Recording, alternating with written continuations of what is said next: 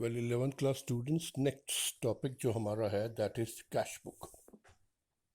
Well cash book का जहाँ तक ताल्लुक है एक सब्सिडरी बुक है, क्योंकि सब्सिडरी बुक या सब्सिडरी बुक्स जो होती हैं उनका एक पार्ट जो है वो कैश बुक है, जिसे हम सब जर्नल भी कहते हैं। जहाँ तक कैश बुक का ताल्लुक है, कैश बुक कैश ट्रांजैक्शंस को रिसीव करके या पे करके उन चीज़ों को रिकॉर्ड करती है, या दूसरे लफ्ज़ों में एक पुरानी कहावत है, कैश बुक आया राम को डेबिट करती है और गया राम को क्रेडिट करती है। यानी जो पैसा आए उसे डेबिट करती है और जो पैसा जाए उसे क्रेडिट करती है। कैश बुक तभी एक नॉमिनल अकाउंट नहीं बल्कि कैश बुक एक रियल अकाउंट है, जिसमें रियल अकाउंट का प्रिंसिपल लगता है, debit what comes in, credit what goes out. तो कैश बुक में जो भी रिसिप्ट्स हैं they are debited and payments are credited और बाकी बैलेंस निकाला जाता है। तो कैश बुक जो है इसमें डेबिट साइड में 2 और क्रेडिट साइड में बाय लगता है। कैश बुक से डुप्लीकेशन जो है वो बच सकते हैं हम उससे, 2 बारी ट्रांजैक्शन नहीं हो सकती, और कैश और बैंक के लेजर बैलेंसेस आ जाते हैं हमारे पास, फ्रॉड नहीं हो पाता। अब जहाँ तक टाइप्स ऑफ कैश बुक का ताल्लुक है तो सबसे पहले आ गई simple cash book.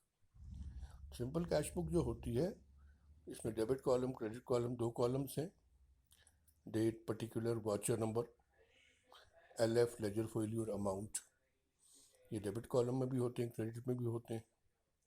Debit side में हम जितने भी रिसिप्ट्स हैं वो डाल देते हैं, क्रेडिट साइड में पेमेंट्स डाल देते हैं, और डेबिट साइड में आप जानते हो 2 लिखा जाता है, क्रेडिट साइड में बाय लिखा जाता है, और डिफरेंस जो है बैलेंस CD हो जाता है, और डिफरेंस जो निकल आता है वहाँ से क्लोज करके नेक्स्ट मंथ में वो ओपनिंग बैलेंस बन जाता है। जहाँ तक ताल्लुक रहा अब कैश बुक नंबर 2 का, तो इसे या दूसरे लफ्ज़ों में हम कहते हैं डबल कॉलम कैश बुक, या cash book with cash and discount column, bank and discount, या कैश एंड बैंक। ये 3 तरह की इसमें कैश बुक आ जाते हैं। यानी कहने का इसके भी डेबिट 2 साइड होते हैं, डेबिट क्रेडिट। डेबिट साइड में date particulars voucher number, LF ledger value, discount और अमाउंट आता है, और सेम क्रेडिट पे भी आता है। तो कोई भी डिस्काउंट का पैसा जो है वो डिस्काउंट कॉलम में चला जाता है और अमाउंट में अमाउंट का चला जाता है। एक चीज़ याद रखनी है, जिस डायरेक्शन में चाहे डेबिट हो अमाउंट तो उसके साथ डिस्काउंट भी डेबिट हो जाएगा, और क्रेडिट हो अमाउंट तो डिस्काउंट भी क्रेडिट हो जाता है। तो ये तो रही डबल कॉलम कैश बुक जिसमें डिस्काउंट कॉलम होता है। इसके अलावा cash book with bank and discount column भी एक काइंड है, जिसमें डेबिट साइड में date particulars ledger value, discount और बैंक डाला जाता है, यानी ओनली चेक रिसीव्ड और पेड और डिस्काउंट डाला जाता है। ये दूसरी काइंड ऑफ कैश बुक में। और थर्ड जो डबल कॉलम कैश बुक का हिस्सा है with cash and bank column है, यानी इसमें कैश और बैंक की एंट्री डाली जाती हैं और कॉन्ट्रा एंट्रीज भी डाली जाती हैं। कॉन्ट्रा एंट्री क्या है? कॉन्ट्रा एंट्री वो एंट्री है जो कॉन्ट्रा दोनों साइड पे लगाई जाती है, डेबिट भी और क्रेडिट भी। इसे कॉन्ट्रा इसलिए कहते हैं क्योंकि बेसिकली वो कोई ट्रांजैक्शन होती नहीं है, जैसे पेड इनटू बैंक या विड्रू फ्रॉम बैंक, ये दोनों कॉन्ट्रा एंट्रीज हैं, क्योंकि अपना ही पैसा हम बैंक में भरते हैं और अपना ही पैसा हम विड्रॉ करते हैं। तो पेड इनटू बैंक में हम क्या करते हैं कि जब हम पे बैंक में कर रहे हैं तो टू कैश पैसे बैंक में डाल देते हैं, और बाय बैंक और कैश ही पैसे जो हैं वो हम उल्टे कैश में डाल देते हैं।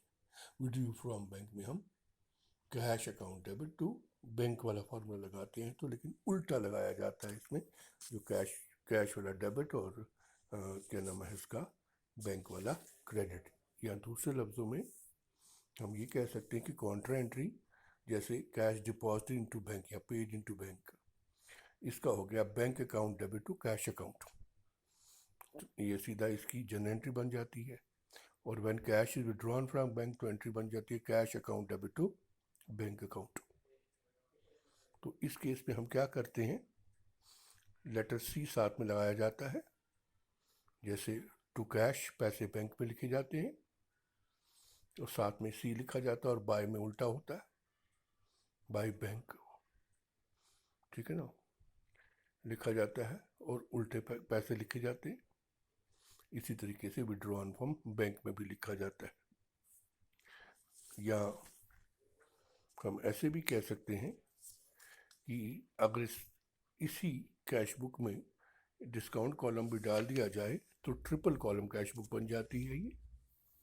और अगर पेड इनटू बैंक हो तो हम टू कैश कॉन्ट्रा सामने लिख के बैंक में पैसे डाल देते हैं और क्रेडिट साइड में उल्टा कर देते हैं, बाय बैंक कॉन्ट्रा सामने लिख के कैश में पैसे डाल देते हैं।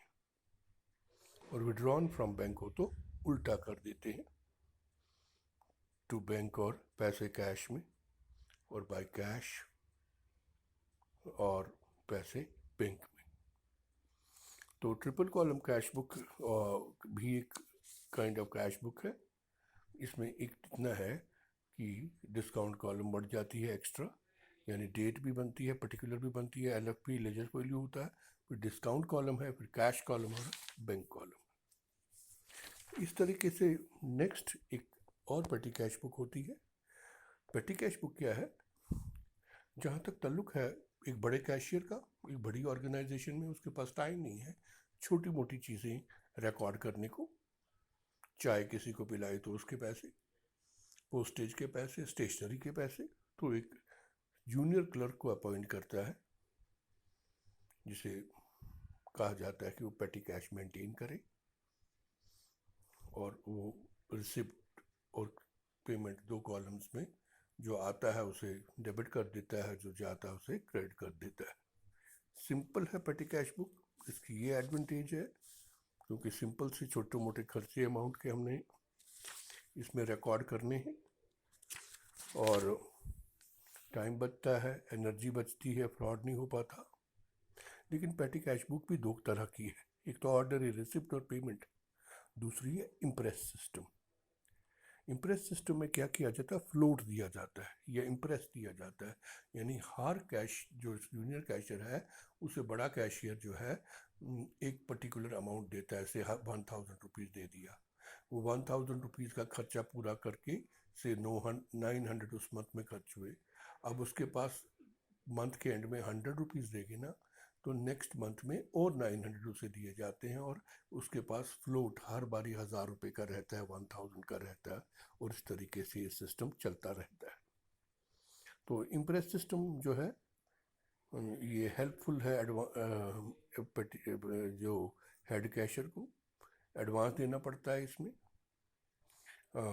फ़ायदेमंद है, टाइम बच जाता है बड़े क्लर्क का या बड़े अकाउंटेंट का, फ्रॉड नहीं हो पाता, और आसानी से हम ट्रांजैक्शंस को चेक कर सकते हैं। तो this is all about cash book. Thank you.